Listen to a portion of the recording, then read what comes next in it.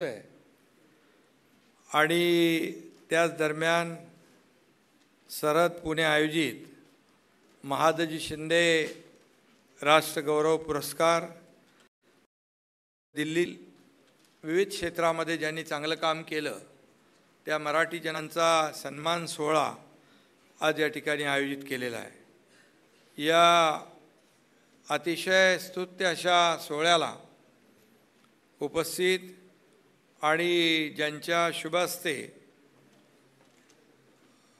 मला महादजी शिंदे राष्ट्रीय गौरव पुरस्कार प्रदान झाला ते आपले सर्वांचे माजी मुख्यमंत्री आणि केंद्रीय मंत्री आदरणीय ज्येष्ठ नेते शरदरावजी पवार साहेब आणि ज्यांच्या उपस्थितीत हा सोहळा प्रदान झाला पुरस्कार प्रदान झाला ते केंद्रीय मंत्री आणि महापराक्रमी महादजी शिंदे यांचे थेट वंशज ज्योतिरादित्य शिंदेजी, केंद्रीय राज्यमंत्री प्रतापराव जाधव, त्याचबरोबर उपस्थित डॉक्टर सदानंद मोरे, पद्मभूषण राम सुतार, सरहदचे प्रमुख संजय नहारजी, शैलेश पगडिया, लेशपाल जवळगे, वैभव डांगे, उमेश नलगे, समोर आमचे सर्व खासदार आहेत, निलमताई आहेत, आमदार आहेत, खांडेकर साहेब आहेत, सर्व पत्रकार आहेत आणि सर्व दिल्लीकर मराठी बांधव भगिनी आणि पत्रकार मित्रांनो, खरं म्हणजे आजचा हा पुरस्कार अतिशय माझ्यासाठी एक आगळा वेगळा पुरस्कार आहे आणि सर्वप्रथम मी दिल्लीचं तख्त राखणाऱ्या महापराक्रमी महादजी शिंदे यांच्या स्मृतीला वंदन करतो आणि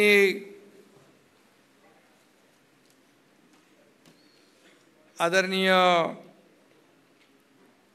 उपस्थित सर्व मान्यवर यांचं देखील मनापासून मी स्वागत करतो। खरं म्हणजे आज थोर सेनानी महानायक महादजी शिंदे राष्ट्रगौरव पुरस्कार मला इथं प्रदान करण्यात आला आहे, त्याबद्दल मी करतो। आयोजकांना खूप खूप धन्यवाद देतो, त्यांना शुभेच्छा देतो। खरं तर पुरस्कार सन्मान हे विचारवंत कलावंत साहित्यिकांसाठी असतात, राजकारण्यांना फार कमी असतात, कमी दिले जातात। पण त्यामुळे हा पुरस्कार स्वीकारताना थोडं मनामध्ये संकोच होता, पण आपलं प्रेमही होतं की ज्या जिव्हाळ्याने प्रेमाने आपुलकीने मला हा पुरस्कार आपण प्रदान केलात त्याबद्दल मनापासून धन्यवाद या ठिकाणी देतो। खरं म्हणजे महापराक्रमी महादजी शिंदे यांच्या नावाचा हा पुरस्कार आहे, त्यामुळे आणखीन थोडं दडपण होतंच। पुरस्कार देऊन इथं जो सन्मान झाला आहे त्याबद्दल तर मी मनापासून धन्यवाद आपल्याला दिलेच, परंतु या सन्मानापेक्षा यामुळे येणारी जबाबदारी देखील मोठी आहे याची जाणीव देखील मला आहे। खरं म्हणजे जेव्हा एखाद्याच्या पाठीवर चांगलं काम केल्यावर शाबासकीची थाप पडते त्यावेळेस आणखी त्या व्यक्तीची जबाबदारी वाढते, आणखी त्याला चांगलं काम करावं लागतं आणि मग समाजामध्ये देखील चांगलं काम करणाऱ्यांची संख्या वाढते, समाजालाच त्याचा फायदा होतो। आणि म्हणून शरद पवार साहेबांसारख्या ज्येष्ठ आणि जाणत्या नेत्याच्या हस्ते हा पुरस्कार मिळावा हा देखील एक भाग्ययोग आहे। आणि आज या पुरस्काराच्या निमित्ताने वेगवेगळे योग जुळून आलेत। महादजी शिंदेंचं घराणं सातारा जिल्ह्यातलं कनेरखेड, ज्योतिरादित्यजी या महापराक्रमी लढवयाच्या जन्मभूमीतच माझाही जन्म झालेला आहे आणि हे देखील मी माझं मोठं भाग्य समजतो. पुरस्कार ज्यांच्या नावे आहे त्यांचं ते आहेत महापराक्रमी महादजी शिंदे. तुम्ही मला पुरस्कार दिलात तो मी आहे एक कार्यकर्ता एकनाथ शिंदे. आणि इथं पुरस्कार देताना उपस्थित आहेत ज्योतिरादित्य शिंदे. आणि ज्यांनी मला हा पुरस्कार दिला त्यांचं आडनाव पवार असलं तरीसुद्धा देशाचे थोर क्रिकेटपटू सदाशिव शिंदे यांचे ते जावई आहेत. शेवटी शिंदे सगळे आले. सदू शिंदे भारताचे प्रसिद्ध स्पिन बॉलर होते. त्यांची गुगली भल्या भल्यांना कळत आणि कधी क्लीन बोल्ड होत असे कळायचं नाही. पवार साहेबांची देखील राजकारणातली गुगलीसुद्धा अनेकांना कळत नाही. कधी कधी बाजूला बसलेल्या लोकांची किंवा बसवलेल्या लोकांची गुगली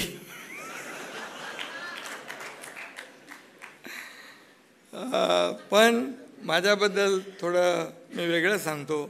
माझे आणि पवार साहेबांचे अगदी प्रेमाचे आणि जिव्हाळ्याचे संबंध आहेत. त्यांनी आजवर मला कधी गुगली टाकली नाही आणि यापुढे टाकणार नाहीत असा विश्वास आहे. खरं म्हणजे महादजी शिंदे हे आभाळा एवढं व्यक्तिमत्व होतं. ते महाप्रतापी रणधुरंदर होते, मुरलेले मुत्सद्दी होते, जलकल्याणाची दृष्टी असलेले राज्यकर्ते होते. ते आदर्श शासकही होते, सेनापती होते, कुशल योद्धे होते. खऱ्या अर्थाने ते महानायक होते. आणि त्यांच्यामुळेच मराठा साम्राज्याला स्थैर्य लाभलं. पानिपतचं युद्ध इतकं भीषण होतं की मराठा साम्राज्याचा अस्त झाला अशी परिस्थिती त्यावेळेस निर्माण झाली होती. कुठे आशेचा किरण दिसत नव्हता. पण तशा परिस्थितीत महादजी शिंदे यांनी पराक्रम करून अवघ्या 10 वर्षात पुन्हा दिल्ली जिंकली. दिल्लीच्या तख्तावर आपला भगवा फडकवला. मराठ्यांचा भगवा पुन्हा दिल्लीवर डौलाने फडकला, अभिमानाने फडकला.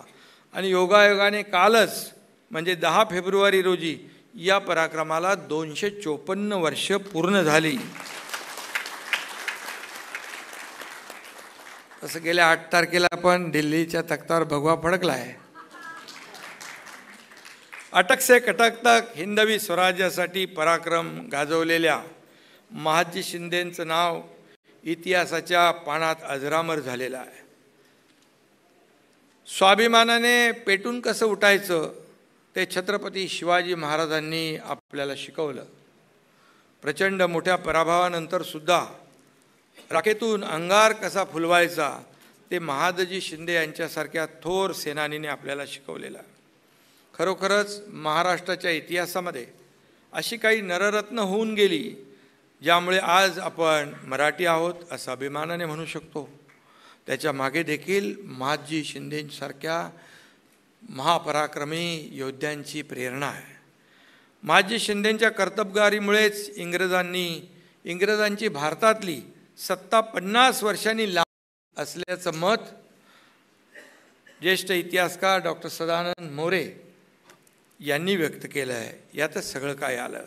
महादजी शिंदे नसते तर 50 वर्ष आधी इंग्रज आपल्याकडे आले असते आणि आपल्याला इंग्रजांची गुलामगिरी पत्करावी लागली असती. म्हणजे 150 वर्ष नाही 200 वर्ष आपल्याला त्यांची गुलामी पत्करावी लागली असती. आणि म्हणून या पराक्रमामुळेच ब्रिटिशांनी देखील त्यांना ग्रेट मराठा ही पदवी बहाल केली होती.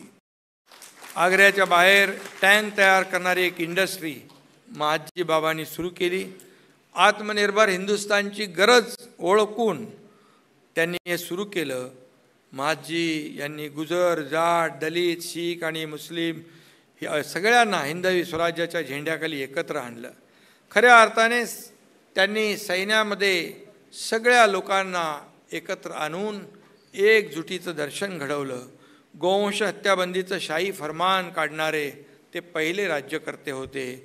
आणि खरं म्हणजे महादजी बाबांनी तलवार चालवली आणि लेखनी मगाशी आधीच्या सांगितलं, ते कवी होते, लेखक होते, गळ्यात तुळशीचे माळ घालायचे, काय काय म्हणजे एक विविध रूप त्यांची आपण वाचतो. आणि ज्ञानेश्वरीवर निरूपण करणारा एक टीका ग्रंथही तयार केला. तो हातामध्ये वीणा घेऊन भजनही गात असत. त्याने अनेक कविता अभंग सुद्धा लिहिले. त्यातल्याच एका पुस्तकाचं आज इथे प्रकाशन देखील झालं. मराठा इतिहासातील महादजी शिंदे यांची तेजस्वी गाथा फक्त पुस्तकामध्ये राहणार नाही, तर नव्या पिढीला यातून प्रेरणा मिळेल, ऊर्जा मिळेल. आणि असे प्रयत्न आपल्याकडून व्हायला पाहिजेत. आणि म्हणून उद्या महादजी शिंदे यांची पुण्यतिथी देखील आहे. आणि मी पवारसाहेब, ज्योतिरादित्यजी, आम्ही आमच्या सरकारच्या शालेय शिक्षण विभागामध्ये देखील महादजी शिंदेंच्याबद्दल आपण धडा त्याच्यामध्ये घेऊ शकतो, तशा प्रकारच्या सूचना देखील मी देईन. कारण एवढं मोठं कर्तृत्व आहे, ते लोकांसमोर, जगासमोर गेलं पाहिजे.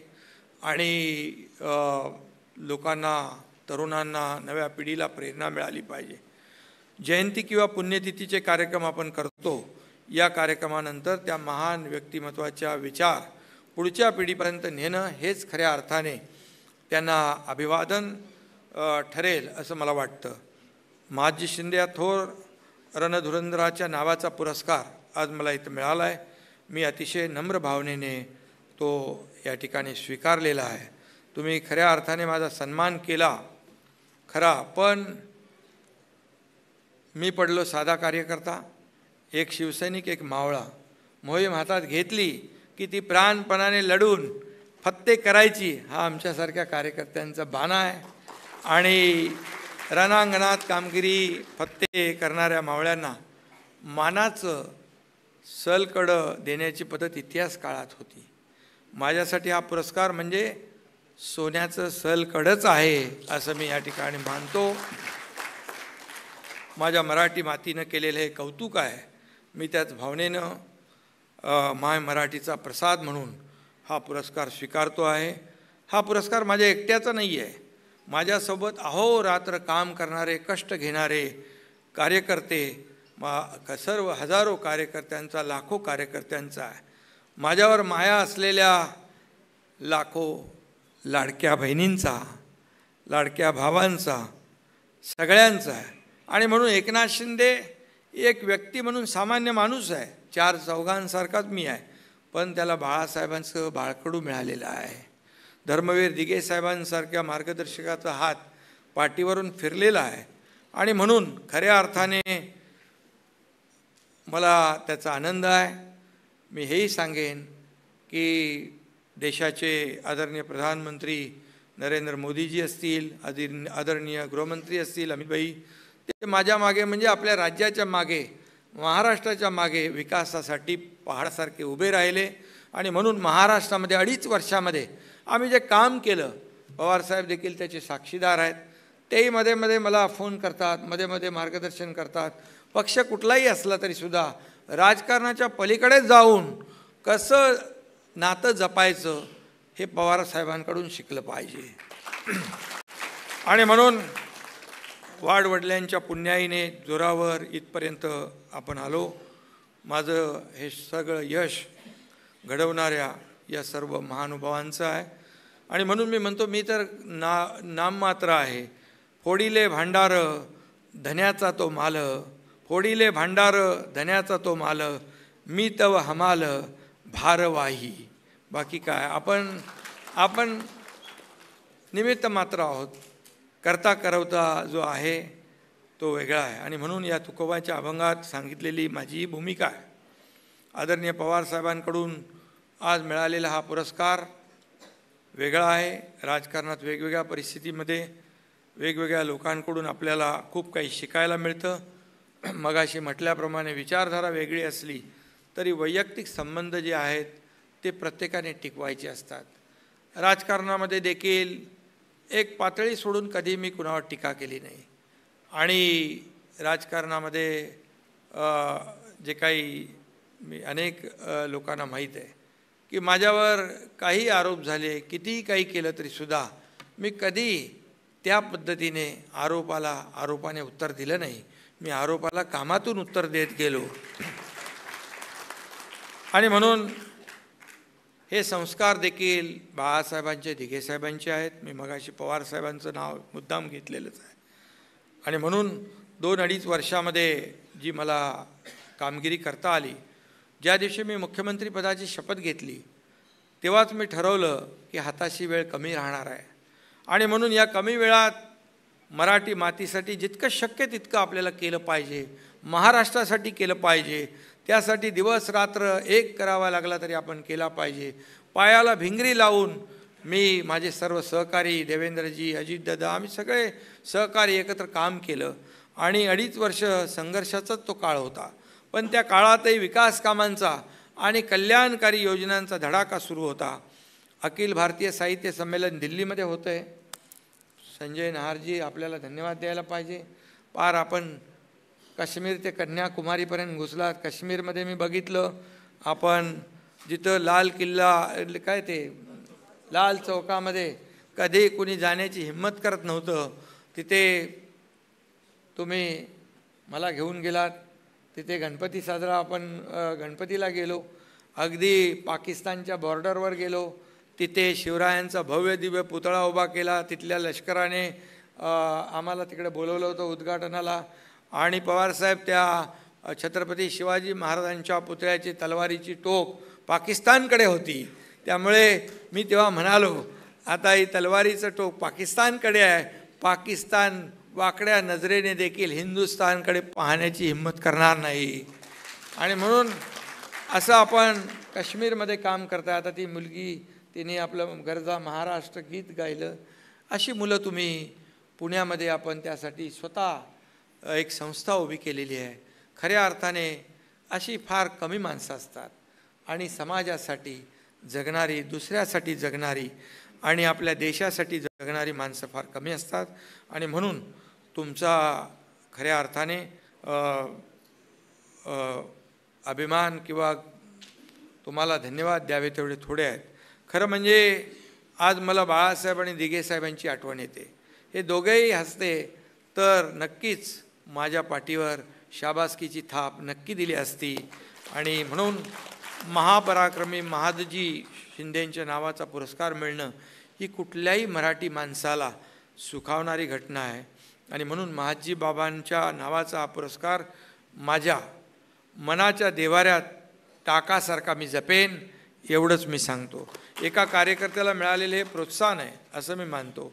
आणि रक्ताच्या शेवटच्या थेंबापर्यंत महाराष्ट्राची प्रामाणिकपणे सेवा करणं हे माझं कर्तव्य आहे, ते मी करत राहीन. महादजी शिंदे राष्ट्रगौरव पुरस्काराला पात्र राहण्याचा मी नक्की प्रयत्न करेन असं वचन मी या ठिकाणी देतो. पुन्हा एकदा मी हेही सांगतो की काही दिवसापूर्वी आपले केंद्रीय मंत्री ज्योतिरादित्य सरदार महादजी शिंदे यांचे वंशज त्यांच्या मूळ गावी कनेर खेडला भेट दिली. तिथली पवित्र माती कपाळाला लावली आणि त्यांनी मराठी मातीशी त्यांची नाळ तोडलेली नाही. बीडमध्ये गेले, मलाही बरेच वेळा ते सांगतात, पुण्यामधली ती आपली छत्री आहे आणि स्मारक आहे, त्या बाबतीमध्ये म्हणजे एक जिव्हाळा जो आहे तो या ठिकाणी दिसून येतो. आणि म्हणून